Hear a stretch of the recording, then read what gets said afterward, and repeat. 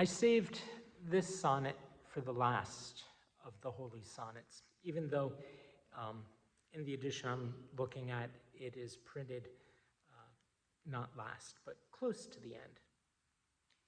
I saved it because it, to me, is one of the most beautiful. It's not the most famous. It's probably not the best written. It's certainly not the most intricate or the most highly stylized, but it's beautiful. It's written at the time, actually 1617. We can date it. It's one of the few we can. We can date it because the event can be dated. It's written at the time he has just lost his wife.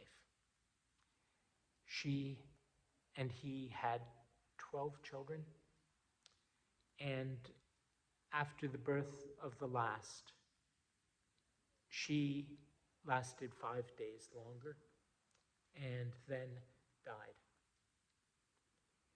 And in this sonnet, you can tell that the grief is still raw in him.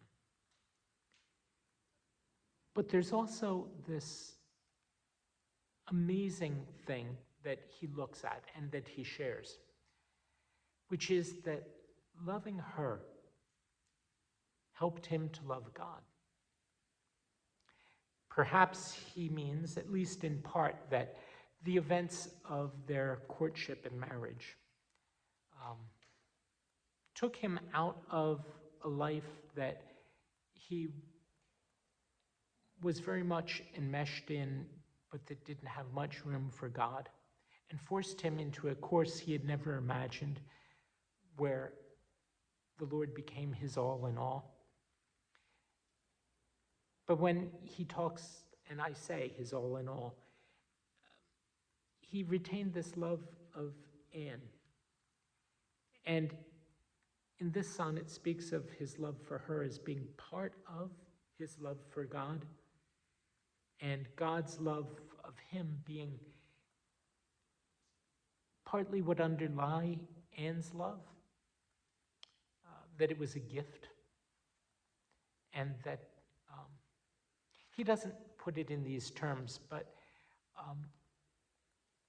in the marriage service, we talk about how in marriage, God gives us the example for us to experience of the kind of love that Jesus has for his church, for all of his people. That it's that much a giving of self, that it becomes a shared life, not two lives, but one. And this last sonnet is a beautiful meditation on that. Not as polished as the rest, not as grammatically coherent, but from the heart, in more ways than one. Here it is.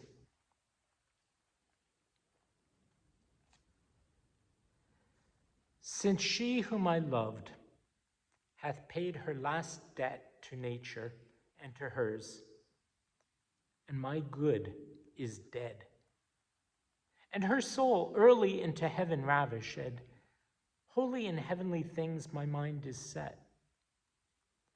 Here the admiring her my mind did wet to seek thee, God. So streams do show the head. But though I have found thee, and thou my thirst hath fed, a holy thirsty dropsy melts me yet. But why should I beg more love, when as thou dost woo my soul, for hers offering all thine? And dost not only fear, lest I allow my love to saints and angels, things divine, but in thy tender jealousy dost doubt, lest the world, flesh, yea, devil, put thee out.